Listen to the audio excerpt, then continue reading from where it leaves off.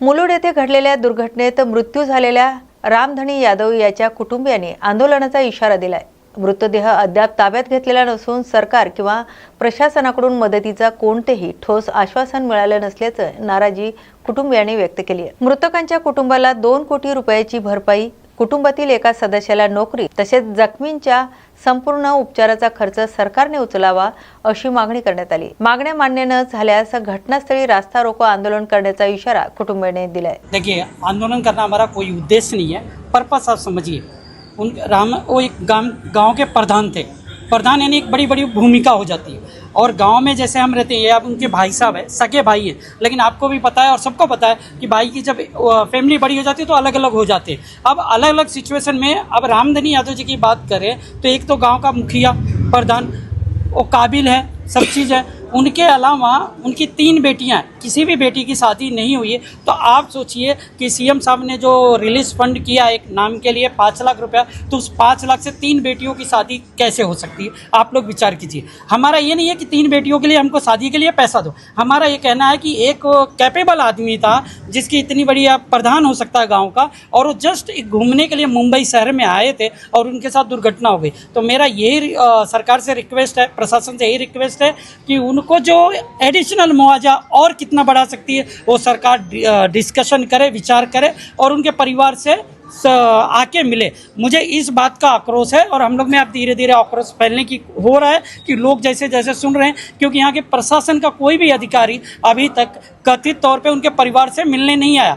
अब मैं मृतक के साथ हूँ तो इनसे तो मिलने नहीं आया, लेकिन आपको आश्चर्यजनक की एक बात बताऊँ, जो लोग हॉस्पिटल में एडमिट हैं उनसे भी मिलने को अभी तक कोई भी प्रशासन का अधिकारी अभी तक नहीं आया। प्रशासन अधिकारी नहीं आने के पीछे का लॉजिक ये बताना चाह रहा हूँ आपको कि जिस आदमी राजकुमार यादव जो रिक्शा चला रहे थे, आप देखना चाहेंगे तो इधर से ये बॉडी का पार्ट से पूरा डैमेज हुआ है, तो उसमें इंजरी बहुत सारी हुई है। अब इंजरी की मेरे को खाली यही सवाल है कि इतनी बड़ी इंजरी रही, यदि वो बच जाते हैं, जीवित रहते हैं, तो आगे कितने सालों तक उनका ट्रीटमेंट चलेगा, उनका परिवार कैसे संभालेगा? तो कम से कम एटलीस्ट प्रशासन आके आश्वासन दे दे कि ये जितना दिन ट्रीटमेंट चलेगा उतना दिन हम देखेंगे, कुछ तो बताए। या तो जब तक चलेगा या नहीं कर पाएंगे। हम सिर्फ ये चाह रहे हैं कि कथित रूप में यहाँ पे प्रशासन का कोई अधिकारी आके परिवार वाले को समझा दे और एक जो रामधनी यादव जी की मृत्यु हो गई है उनको अधिक से अधिक मुआवजा दे के उनके बॉडी को ले जाने के लिए हम लोग तैयार हैं। लेकिन प्रशासन का कोई अधिकारी लिखित रूप में आके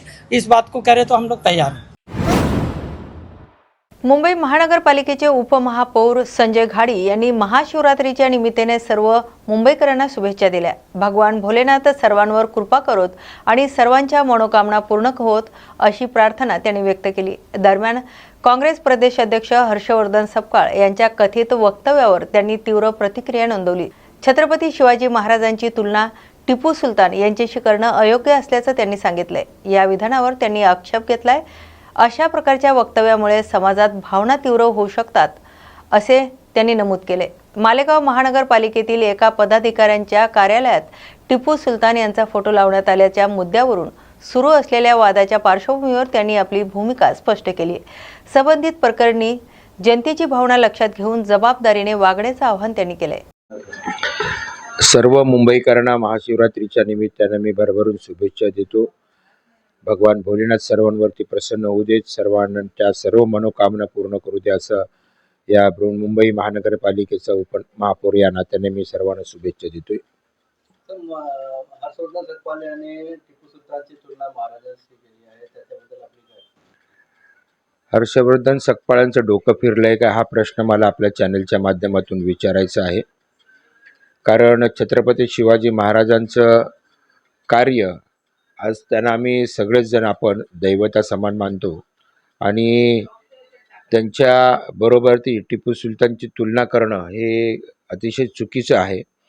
ज्यांनी या हिंदुस्थानावरती आक्रमण केलं त्याचा फोटो मालेगाव महानगरपालिकेतील नसरीन शेख ह्या उपमहापौराने आपल्या कॅबिनमध्ये लावल्याने त्याच्यावरून हा वादंग झाला आणि त्याला काँग्रेसचे या महाराष्ट्राचे अध्यक्ष हर्षवर्धन सकपाळ जर पाठिंबा देत असतील तर महाराष्ट्रातील जनता हे कदापि सहन करणार नाही। सर, असंही एक घटना घडली होती की असलम शेख होते, मैदानाचे नाव टिपू सुलतान ठेवलं होतं, असं प्रकार वारंवार करत होते। परत करतात? ह्या नेत्यांना माझी एक विनंती राहील की अशा प्रकारचं समाजामध्ये तेढ निर्माण करण्यासारख्या काही गोष्टी आपण करू नका. महाराष्ट्र हा सर्व धर्मीयांना, सर्व पंथीयांना एकत्र घेऊन जाणारे या ठिकाणचा महाराष्ट्र आहे. वंदनीय बाळासाहेब ठाकरेंनी देखील कडवट जो मुस्लिम आहे, जो या महाराष्ट्रावरती, मुंबईवर, हिंदुस्थानावरती प्रेम करतो, त्याचाही आदर केलेला आहे. त्यामुळे अशा प्रकारचे तेढ निर्माण करणाऱ्या गोष्टी आपण करू नयेत अशी आपल्याला विनंती आहे. युबीटी त्यांच्यासोबत आहे महाविकास आघाडीमध्ये, आपण कसं पाहतात? आता हा प्रत्येक पक्षाचा प्रश्न आहे, त्यांनी काय बोलावं आणि काय बोलू नये. कारण शक्यतो आता युबीटीने देखील परभणीमध्ये आपला मुस्लिम समाजाचा केलेला आहे, त्याच्याबद्दल काही हरकत नाही. परंतु तुम्ही एका बाजूला मुंबई महानगरपालिकेमध्ये मराठी महापौर व्हायला पाहिजे अशा प्रकारचा आग्रह धरता आणि आपण दुसऱ्या बाजूला असं भूमिका घेतो, हे महाराष्ट्रातील मतदारांना न पटणारं आहे. तर मुंबईमध्ये मराठी शाळेची जी व्यवस्था आहे त्याच्याबद्दल आपण काय काय करणार? मुंबई महानगरपालिकेच्या माध्यमातून ह्या मुंबई शहरामध्ये मराठी शाळा आहेत, म्हणजे मुंबई महानगरपालिकेच्या सर्वच भाषिक शाळा यांची सर्व इमारती प्रथम सुधारल्या पाहिजेत. त्याच्यासाठी शिक्षण विभाग मुंबई महानगरपालिकेचा आणि आयुक्तांना आम्ही दोघंही, महापौर उपमहापौर आम्ही दोघंही विनंती करणार आहोत आणि सांगणार आहोत की हा मुंबई शहरामध्ये जर मुंबई महानगरपालिकेच्या शिक्षण विभागामध्ये, शाळांमध्ये पटसंख्या जर विद्यार्थ्यांची वाढायला पाहिजे असेल तर आपल्याला ज्या खाजगी शाळा आहेत त्यांच्या तुलनेत आपल्याला किंबहुना त्यांच्यापेक्षा चांगल्या दर्जाचं शिक्षण आणि शिक्षण व्यवस्था आपल्याला निर्माण करून द्यावी लागेल, तरच या मुंबई शहरातील या शाळा नवी मुंबईतील वाशी परिसरातील जागृतेश्वर मंदिरात महाशिवरात्रीनिमित्त भाविकांची मोठी गर्दी काल पाहायला मिळाली. पहाटेपासूनच मंदिराबाहेर दर्शनासाठी लांबच लांब रांगा लागल्या होत्या. महाशिवरात्रीच्या निमित्ताने भगवान शंकराच्या दर्शनासाठी नागरिकांनी उत्साहाने हजेरी लावली. मंदिर परिसरात भक्तिमय वातावरण निर्माण झालं होतं, तर भाविकांकडून दुग्ध अभिषेक, बिल्वपत्र अर्पण आणि विशेष पूजा अर्चा करण्यात आली. भाविकांची वाढती संख्या लक्षात घेऊन मंदिर प्रशासनाने रांग व्यवस्थापन, पिण्याच्या पाण्याची सोय तसेच इतर मूलभूत सुविधा उपलब्ध करून दिल्यात. सुरक्षेच्या दृष्टीने पोलिसांचा बंदोबस्तही तैनात करण्यात आला होता. महाशिवरात्रीनिमित्त दिवसभर विविध धार्मिक कार्यक्रमाचं आयोजन करण्यात आलं होतं. रात्री विशेष महाआरती करण्यात आली आहे.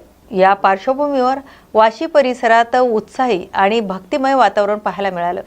हे आमचं वाशी गाव आहे. हे खरं म्हणजे पेठ म्हणून चार बाजूला पाणी आणि ह्या मंदिराचं नाव वासोबा देव असं होतं. परंतु हे जे शिवलिंग आहे ते वाशी गाव किती वर्षापासून आहे त्याचा काही थांग पत्ता नाही. हे जे मंदिर आहे, शिवलिंग आहे, पुराण आहे आणि हे शिवलिंग जे आहे हे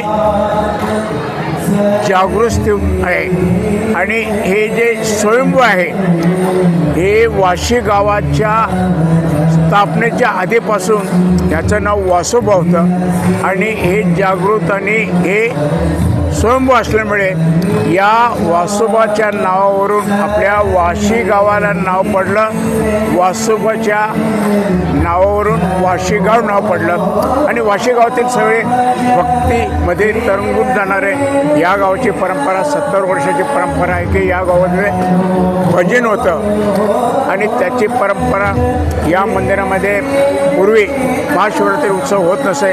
परंतु 1970 साली जेव्हा हे पूल बांधला गेला, ठाणे खाडी पूल, आणि त्याच्यानंतर जेव्हा इथे प्रवास सुरू झाला, नवी मुंबई शिरकोणी वसाहत सुरू केली, कॉलनीतील लोक आहेत ते परप्रांतीय, जाती धर्म इथे कुठल्या प्रकारचा नाही, सगळे लोक इथे जे गर्दी करायला लागले तेव्हा आम्हाला गाववाल्यांना वाटलं की इथं काहीतरी विशेष आहे. हे जागृत स्थान होतं हे त्यांना प्रचिती कॉलनीतील लोकांना आली. तेव्हा आमचे गाववाले जेव्हा प्रत्येक सोमवारी गर्दीत नवे तर जत्राच व्हायची आणि त्याच्यानंतर 1983 साली गाववाल्यांनी विचार केला की याला कुठेतरी जास्त स्वरूप आले पाहिजे, देखभाल व्यवस्थित व्हायला पाहिजे.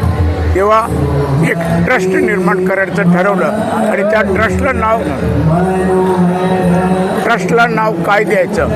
मग ह्या लोकांनी ठरवलं की हे जागृत स्थान आहे म्हणून ट्रस्टनी जागृतेश्वर शिवमंदिर विश्वस्त संस्था या नावाने ट्रस्ट 1983 साली रजिस्ट्रेशन केली आणि तेव्हापासून मग उत्सव व्हायला लागले. आज पाहता नवी मुंबई आणि हे पंचक्रोशीतील या गावातील सगळे भाविक इथे इतके येतात की गेल्या वर्षी 1,25,000 भाविकांनी दर्शनाचा लाभ घेतला. मला वाटतं यावर्षी कमीत कमी 1,50,000 भाविक दर्शनाचा लाभ घेतील. आमचं ट्रस्टी आहे, उत्कृष्टपणे काम करतं. हे सगळे आमचे ट्रस्टी आहेत आणि त्याला आमच्या गावातील जी तरुण मंडळी आहे, तरुणी आहेत, माता भगिनी आहेत, एवढं सहकार्य करतात की कुठलाही भेदभाव नाही. त्याच्यामुळे हे जे कार्य आहे इतकं जोमाने पुढे येतं आहे की ते लोक जे आहेत इतर गावातील भाविक लांबून येतात ते इथे आम्हाला आभार मानतात की उत्कृष्ट सेवा हे जागृत देवस्थान असल्यामुळे दर्शन घेतल्यानंतर मनाला समाधान मिळतं आणि सगळ्यांचे आशीर्वाद मिळतात आणि कार्यरत सगळं आहे. याच्या पुढे असं हे कार्य फार मोठ्या वेगाने मोठं होणार आहे. धन्यवाद. रामभाऊ पाटील, रामभाऊ पाटील, नवी मुंबई भूषण. भिवंडी शहरात महाशिवरात्री उत्साहात साजरी करण्यात आली आहे. तर कोंबळीपाडा परिसरातील हनुमान मंदिरात प्रजापती ब्रह्मकुमारी ईश्वरी महाविद्यालयाच्या वतीने मोत्यांच्या मण्यापासून साकारलेली सुमारे 1.5 फूट उंचीचं शिवलिंग स्थापन करण्यात आलं होतं. या अनोख्या शिवलिंगाने भाविकांचं विशेष लक्ष वेधून घेतलंय. दर्शनासाठी नागरिकांनी मोठ्या संख्येने उपस्थिती लावली. तर कार्यक्रमादरम्यान ब्रह्मकुमारी संस्थेकडून लहान मुलांना मोबाईलच्या अतिवापराचं दुष्परिणाम टाळण्याबाबत मार्गदर्शन करण्यात आलंय. तसेच नशामुक्तीचा संदेशही देण्यात आलाय. आज महाशिवरात्रि के निमित्त कोमड़पाड़ा हनुमान मंदिर में हमने शिवरात्रि महोत्सव का कार्यक्रम आयोजन किया है. तो इसमें खासियत ये है, मोती वाला शिवलिंग बनाया है 1,500 से. तो ये मोती 1.5 फीट वाला मोती वाला लिंग बनाया है और साथ साथ जो भी भक्त लोग आ रहे हैं तो उनको शिव परमात्मा की तरफ से एक ब्लेसिंग कार्ड भी दे रहे हैं और लोगों से विकारों का दान करवा रहे हैं. क्योंकि भगवान ईश्वर गले में हलाहल रखा है तो कौन सा जहर रखा है. तो अपने अंदर की जो बुराइयाँ, झूठ, क्रोध, लोभ, अहंकार, तो इन बुराइयों का हम दान करा रहे हैं. साथ में आज नशा मुक्ति के लिए फ्री में दवाई भी दे रहे हैं. आज बहुत सारे बच्चे मोबाइल के एडिक्ट हो रहे हैं, मोबाइल के अधीन हो रहे हैं.